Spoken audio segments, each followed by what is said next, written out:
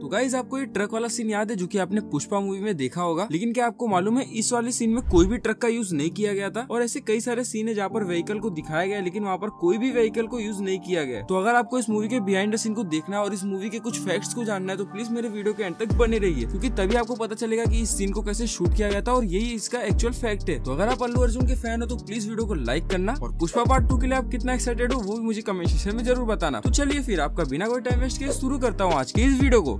हम सबसे पहले शुरू करते हैं इस वीडियो को इस मूवी के बिहाइंड द सीन से, और बिहाइंड द सीन के सेगमेंट में हम सबसे पहले इस ट्रक वाले सीन को देखेंगे, जहाँ पर आपने मूवी में देखा होगा कि इस ट्रक को पुष्पा भाऊ कुछ इस तरीके से लेके भागते हैं और उनके पीछे कई सारे पुलिस वाले लगे रहते हैं। जहाँ पर आपने देखा होगा कि ट्रक को कुछ इस तरीके से उछाला गया था। इस वाले सीन का आप बिहाइंड द सीन अपने स्क्रीन पे देख सकते हो कि कैसे एक ऑब्स्टिकल को बनाया गया था और उसके ऊपर से ट्रक को कुछ इस तरीके से उड़ाया गया था। वैसे तो आपको लगता रहेगा कि इस सीन का शूट अल्लू अर्जुन ने किया होगा, लेकिन इस सीन को अल्लू अर्जुन ने शूट नहीं किया था, इसे एक डबल बॉडी के यूज से शूट किया गया था। जहाँ पर आप देख सकते हो कि इस स्टंट को जिन्होंने परफॉर्म किया था कुछ इस तरीके से उन्होंने हेलमेट पहना था जिससे उन्हें चोट ना रख सके। इसका मतलब ये होता है कि ये स्टंट काफी ज्यादा रिस्की था, इसीलिए इसे अल्लू अर्जुन ने परफॉर्म नहीं किया, किसी डबल बॉडी को यूज करके इसे परफॉर्म किया गया है। अब हम इसी सीन के आगे वाले सीन की तरफ चलते हैं, जहाँ पर आपने देखा रहेगा अल्लू अर्जुन ट्रक को कुछ इस तरीके से कुएं में डाल देते हैं। तो गाइस आपको ये जान के हैरानी होगी इस वाले सीन में कोई भी ट्रक का यूज किया ही नहीं गया था। तो आप सोचते रहोगे कि इस सीन को कैसे शूट किया गया था, तो मैं आपको बताता हूँ इस सीन को किस तरीके से शूट किया गया था। सबसे पहले मूवी मेकर ने कुछ इस तरीके से ट्रक का CGI निकाला था और उसके बाद CGI के हेल्प से ट्रक को बनाया गया था और पूरे सीन में इसी CGI को दिखाया गया था। तो अब आप सोचते रहोगे कि अल्लू अर्जुन को भी क्या CGI के हेल्प से बनाया गया था क्योंकि उन्होंने ट्रक से जंप भी मारा था। तो ऐसा नहीं है, अल्लू अर्जुन का कोई भी CGI नहीं बना था, वो सच्ची के ट्रक से जंप मारे थे, जहाँ पर कार्डबोर्ड के हेल्प से और कुछ लकड़ियों के हेल्प से कुछ इस तरीके से डमी ट्रक बनाया गया था। और फिर आप अपनी स्क्रीन पे देख ही सकते हो कि इसे किस तरीके से शूट किया गया था और उसके बाद एडिटिंग के हेल्प से इसे कुछ इस तरीके से मर्ज कर दिया गया था।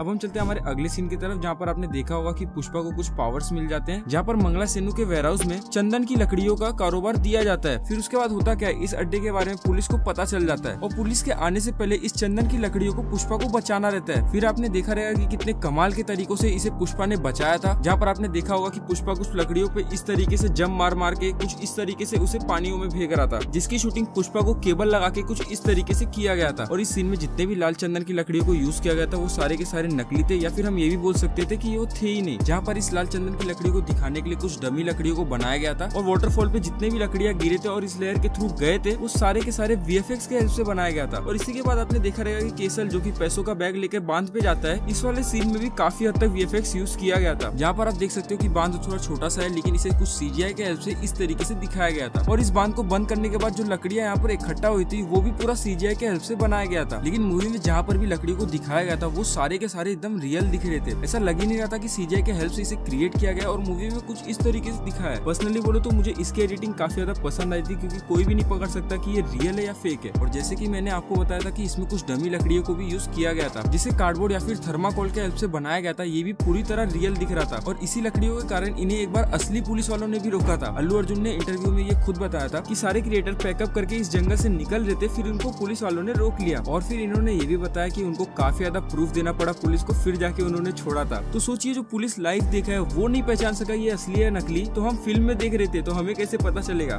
तो अब हम चलते हैं हमारे अगले सीन की तरफ, जहाँ पर आपने देखा होगा कि पुष्पा राज की शादियों की बात चल रही होती है। इस वाले सीन का भी आप बिहाइंड द सीन अपने स्क्रीन पे देख सकते हो कि इसे कैसे शूट किया गया था। और इसी शादी वाले सीन में एक इंसिडेंट हो जाता है, जहाँ पर पुष्पा की माँ को कुछ इस तरीके से चोट लग जाता है और फिर पुष्पा अपनी माँ को एक हॉस्पिटल में लेके आता है और वहाँ पर एक फेमस डायलॉग का जन्म होता है। उस हॉस्पिटल वाले सीन को भी आप अपनी स्क्रीन पे देख सकते हो कि कैसे शूट किया गया था। और अगर आप अल्लू अर्जुन के पक्के फैन हो तो मुझे बताइए कि इस वाले सीन में कौन सा डायलॉग का यूज हुआ था जो आने वाले समय में काफी ज्यादा फेमस हुआ था।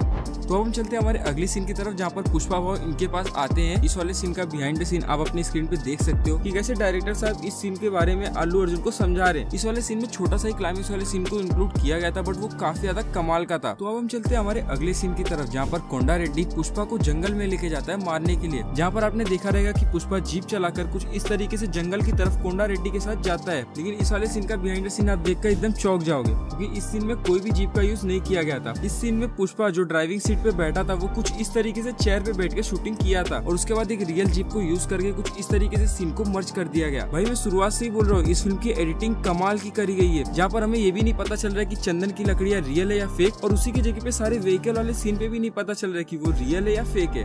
तो अब हम चलते हैं हमारे अगले सीन की तरफ, जहाँ पर इस वाले सीन में सॉन्ग का शूटिंग हुआ था। सामे सामे का सॉन्ग किस तरीके से शूट हुआ था वो मैं आपको बताऊंगा इस वाले सीन में, जहाँ पर ये वाला सॉन्ग 3 भाषाओं में निकला था और काफी ज्यादा फेमस हुआ था। जहाँ पर आप खुद ही देख सकते हो कि डायरेक्टर साहब ही इन्हें समझा रहे थे कि किस तरीके से डांस करना है। अब गाने की बात ही चल रही तो हम ये वाले गाने का भी बिहाइंड द सीन देख लेते हैं, जो उस समय में इस गाने के साथ साथ ये भी काफी ज्यादा फेमस हुआ था। इस वाले सीन को शूट करने के लिए फिल्म मेकर को काफी ज्यादा मेहनत करना पड़ा था, क्योंकि इस सीन में काफी ज्यादा भीड़ थी और इन्हें मैनेज करना काफी ज्यादा मुश्किल भी था। इस वाले गाने का बिहाइंड द सीन आप अपने स्क्रीन पे देख सकते हो कि कैसे अल्लू अर्जुन इसका परफॉर्मेंस कर रहे हैं। तो अब हम चलते हैं हमारे अगले सेगमेंट की तरफ, जहाँ पर हम देखेंगे कि पुष्पा का लुक किस तरीके से तैयार किया जाता था। जहाँ पर आप अपने स्क्रीन पे देख सकते हो कि उनका मेकअप किस तरीके से किया जाता था। बालों को उनके लुक के साथ मैच करने के लिए कुछ इस तरीके से कंडीशनर लगाया जाता था, और उसी के साथ इनके माथे पे जो छोटा सा चोट था उसे भी किस तरीके से बनाया जाता था। जहाँ पर आपने देखा रहेगा कि एक छोटे से तिल के लिए भी कुछ इस तरीके से मेकअप किया गया था, और मेकअप रूम में पुष्पा का रियल फोटो वहाँ पर लगाया गया था, जिससे उसी के साथ पूरा मैच करके बनाया जाए। और उसके बाद आप दोनों लुक को देख ही सकते हो, जहाँ पर अल्लू अर्जुन का एक रियल लुक है और उसके बाद मेकअप करने के बाद पुष्पा का लुक बनाया गया है। और ये तो आप खुद ही देख सकते हो कि दोनों में कितना डिफरेंस है।